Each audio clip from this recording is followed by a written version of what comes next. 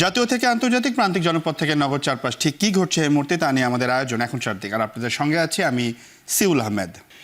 AFC বাছাই পর্বের ম্যাচে সন্ধ্যায় সিঙ্গাপুরের বিপক্ষে মাঠে নামছে বাংলাদেশ। এই ম্যাচ ঘিরে ফুটবল জোয়ারে ভাসছে গোটা স্টেডিয়াম এলাকা। এরই মধ্যে স্টেডিয়ামের ভেতরে ও বাইরে নেমেছে দর্শকদের ঢল, যা সামাল দিতে কঠোর নিরাপত্তা ব্যবস্থা নিয়েছে বাফুফেও।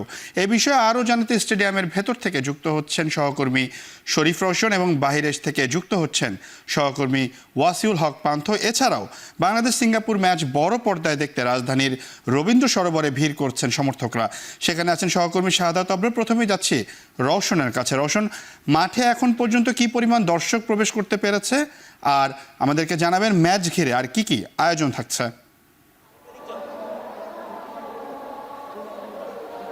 আপনি আমার পেছনে পরিস্থিতি দেখলে আসলে বুঝে যাবেন আসলে দর্শকদের আগ্রহ প্লাস দর্শকদের উন্মাদনা কি পরিমাণে।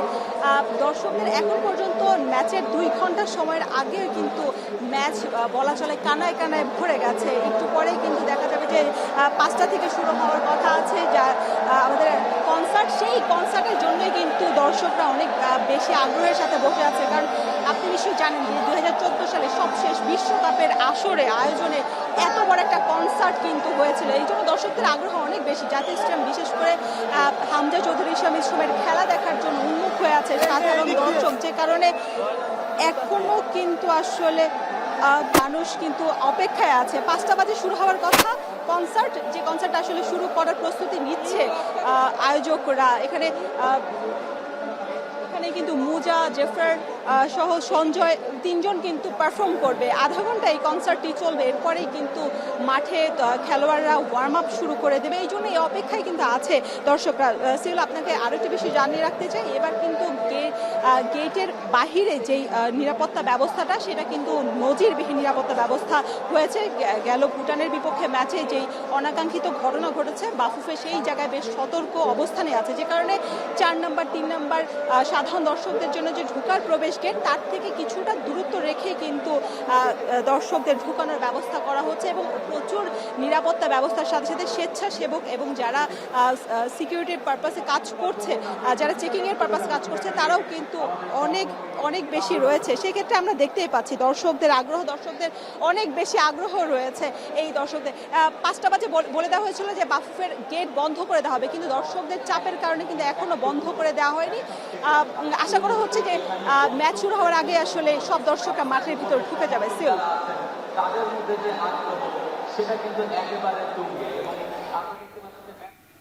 এতক্ষণ আমরা স্টেডিয়ামের ভিতরের খবর জানছিলাম, এখন আমরা একটু স্টেডিয়ামের বাইরের খবর জানতে চাই। সেখানে আমার সহকর্মী পান্থ আছে। পান্থ, এই মুহূর্তে স্টেডিয়াম এলাকায় দর্শক সমাগম কেমন দেখছেন? মাঠে প্রবেশ করতে বেগ পেতে হচ্ছে কিনা?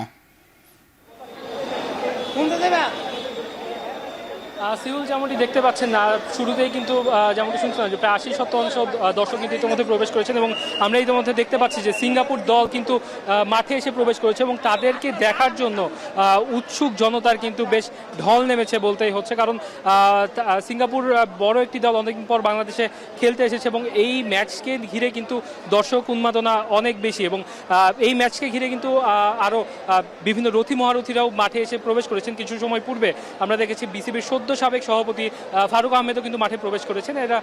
এর আগে ক্রিকেট আঙ্গদের হাবিবুল বাশার সুমন, জাভেদ ওমর বেলিম সহ অনেক সাবেক তারকারাও কিন্তু মাঠে এসেছেন। সিঙ্গাপুর দল এই মুহূর্তে এসেছে এবং দর্শকদের জন্য কিন্তু আজকে বেশ ভালোভাবে নিরাপত্তা ব্যবস্থা থেকে শুরু করে সবকিছু কিন্তু খুব গোছানো ছিল, যেটি গত দিনের থেকে বাফুফে খুব ভালো শিক্ষা নিয়েছে। আজকে নিরাপত্তা রক্ষায় কিন্তু সেনাবাহিনী থেকে শুরু করে আনসার, পুলিশ সকলে অনেক বেশি পরিমাণে মোতায়েন করা হয়েছে।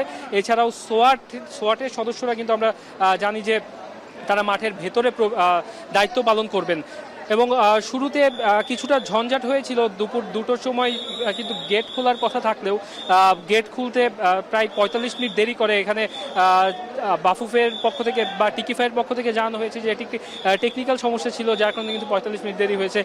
যদিও শুরুতে দর্শকরা কিছুটা বিরক্তি বা অসন্তোষ প্রকাশ করলেও পরবর্তীতে তারা বাংলাদেশের খেলার কথা চিন্তা করে এবং তারা কিন্তু এই সমস্যাটিকেও তারা খুব হাসি মুখে মেনে নিয়েছেন। তো এই মুহূর্তে আমরা দেখতে পাচ্ছি যে সিঙ্গাপুর দল মাঠে প্রবেশ করছে খেলার জন্য, এবং এর কিছুক্ষণের মধ্যেই কিন্তু বাংলাদেশ দলও প্রবেশ করবে জাতীয় স্টেডিয়ামে। তো এই মুহূর্তে জাতীয় স্টেডিয়াম থেকে এই ছিল আমার কাছে সবশেষ। সিওল। রবীন্দ্র সরোবরে বাংলাদেশ এবং সিঙ্গাপুরের ম্যাচ রবীন্দ্র সরোবর সহ রাজধানীর বিভিন্ন জায়গায় দেখাচ্ছে। রবীন্দ্র সরোবর আছে আমার সহকর্মী অভ্রর কাছ থেকে জানছি। অভ্র, বড় পর্দায় খেলা দেখতে কি পরিমাণ সমর্থক ভিড় করেছেন, আর কোথায় কোথায় বড় পর্দায় খেলা দেখানো হচ্ছে?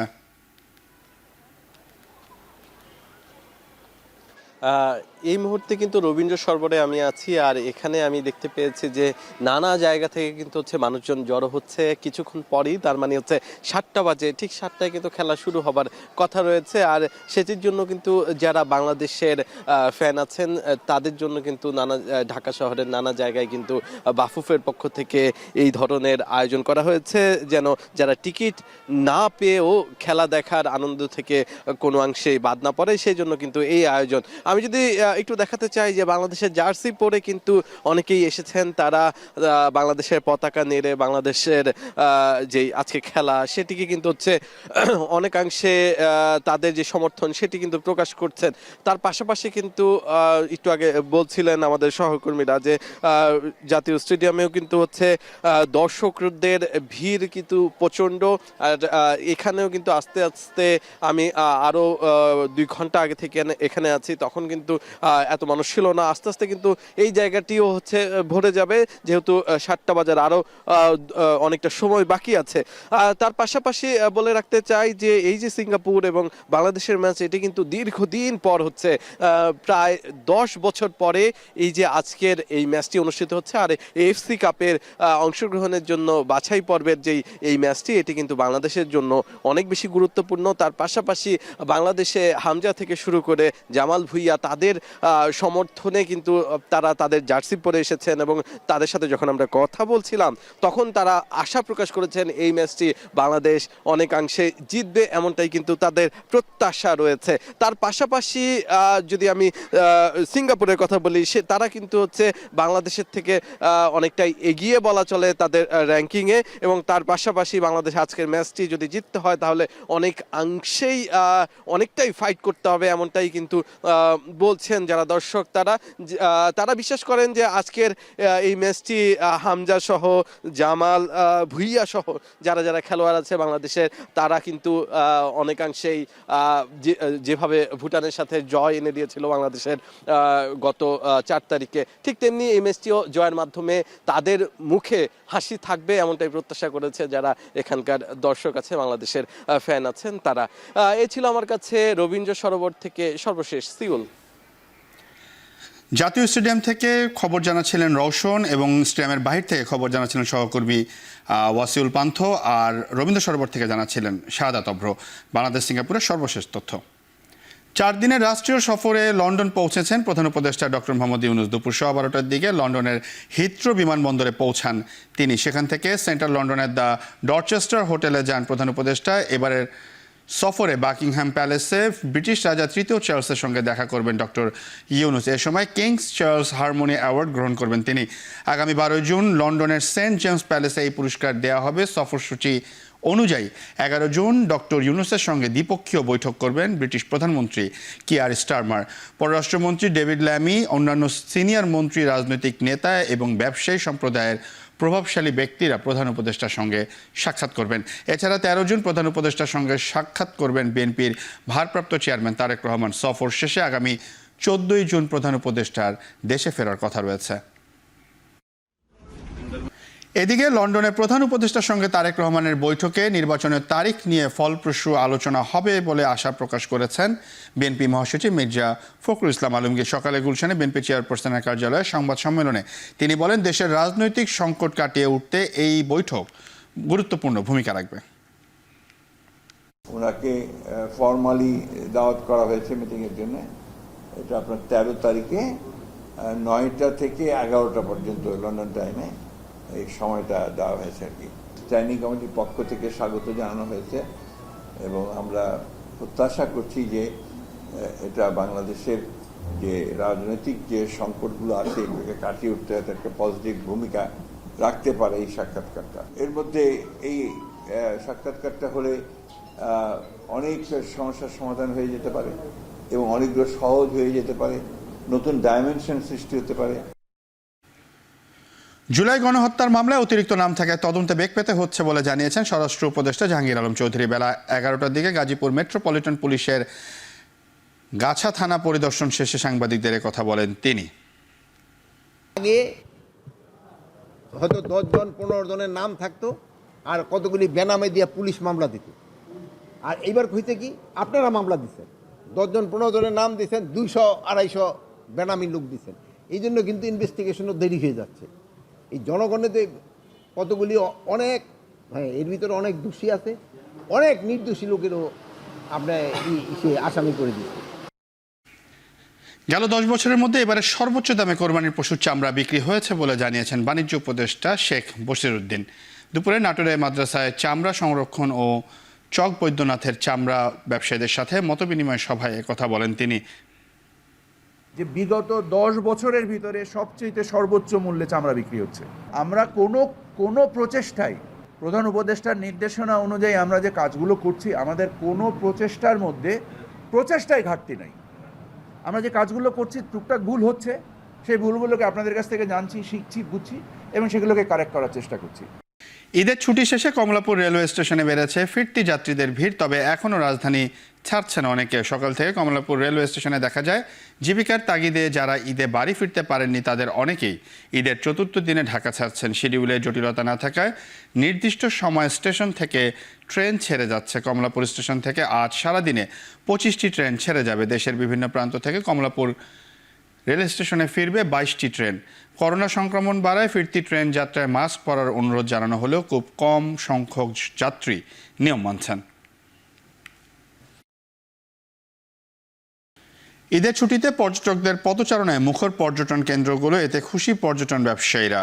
সকাল থেকে পর্যটকদের ভিড় দেখা যায় কক্সবাজার সমুদ্র সৈকতে। এতে প্রাণ ফিরেছে হোটেল, রেস্তোরাঁ, পরিবহন সহ সামগ্রিক পর্যটন খাতে। হোটেলগুলোতে ভাড়া হয়ে গেছে 80% বেশি কক্ষ। এবার ঈদ ঘিরে 500 কোটি টাকার বেশি বাণিজ্যের আশা ব্যবসায়ীদের। এদিকে পর্যটকের ভিড় বাড়ায় গতিশীল হয়েছে কুয়াকাটার বাণিজ্যিক পরিস্থিতি। হোটেল, মোটেলের, রিসোর্টের 80 থেকে 90% রুম বুকিং হয়ে গেছে। তবে যানবাহনের বাড়তি ভাড়া ও খাবারের অতিরিক্ত দাম নেয়ার অভিযোগ পর্যটকদের। অস্ট্রিয়ার একটি স্কুলে বন্দুক হামলায় শিক্ষক, শিক্ষার্থী ও সন্দেহভাজন বন্দুকধারী সহ অন্তত 10 জন নিহত হয়েছেন। আহত হয়েছেন বেশ কয়েকজন। বিবিসি জানে স্থানীয় সময় সকাল 10টার দিকে গ্রাস শহরের কেন্দ্রীয় রেল স্টেশনের কাছে একটি মাধ্যমিক স্কুলে এই গোলাগুলির ঘটনা ঘটে। পুলিশ জানায় গোলাগুলির পরপরই সেখানে অভিযান শুরু করে তারা। এই ঘটনায় নিজের বন্দুক দিয়ে আত্মহত্যা করেছেন হামলাকারী নিজেও। বন্দুক হামলায় আহতদের প্রকৃত সংখ্যা সম্পর্কে এখনও কিছু জানায়নি পুলিশ। তবে এই ঘটনার পর গোটা স্কুল এলাকা নিরাপত্তা চাদরে ঢেকে ফেলা হয়েছে। এবার খেলার খবর। মাত্র 29 বছর বয়সে আন্তর্জাতিক ক্রিকেট থেকে অবসর নিয়েছেন ওয়েস্ট ইন্ডিজ তারকা ব্যাটার নিকোলাস পুরান। সামাজিক যোগাযোগ মাধ্যমে অবসরের কথা নিজেই জানিয়েছেন তিনি। ক্যারিবিয়ান এই ক্রিকেটার টি-20তে ওয়েস্ট ইন্ডিজের হয়ে সবচেয়ে বেশি ম্যাচ ও রানের মালিক। টি-20 ফরম্যাটে নিজের সেরা ফর্মে ছিলেন পুরান। গত বছর এই ফরম্যাটে দলের হয়ে সর্বোচ্চ 170টি ছক্কা মারেন তিনি। এছাড়া সম্প্রতি শেষ হওয়া আইপিএলও 524 রান করেন ক্যারিবিয়ান এই ব্যাটার। যদিও নিজের ইনস্টাগ্রামে দেয়া পোস্টে অনেক ভেবেচিন্তে আত্মবিশ্লেষণের পর এই সিদ্ধান্ত নেওয়ার কথা জানান নিকোলাস পুরান। সম্প্রতি অনেক তারকা ক্রিকেটারদের আন্তর্জাতিক ক্রিকেট থেকে অবসরের হিড়িক পড়েছে। কালার এক্সপার্ট, জর্জ স্যাপ এবং মাইল্ড অন হ্যান্ডস টেকনোলজি সমৃদ্ধ অরিক্স ক্রিস্টাল ওয়াশ আপনার লন্ড্রি এক্সপার্ট। শেষ করছি এখন চারদিক। এখন টেলিভিশন ওয়েবসাইট দেখতে ভিজিট করুন www.এখন.tv। এখন টেলিভিশনের ফেসবুক দেখতে ভিজিট করুন facebook.com/tv.এখন এবং এখন টেলিভিশন ইউটিউব দেখতে ভিজিট করুন youtube.com/c/এখন TV।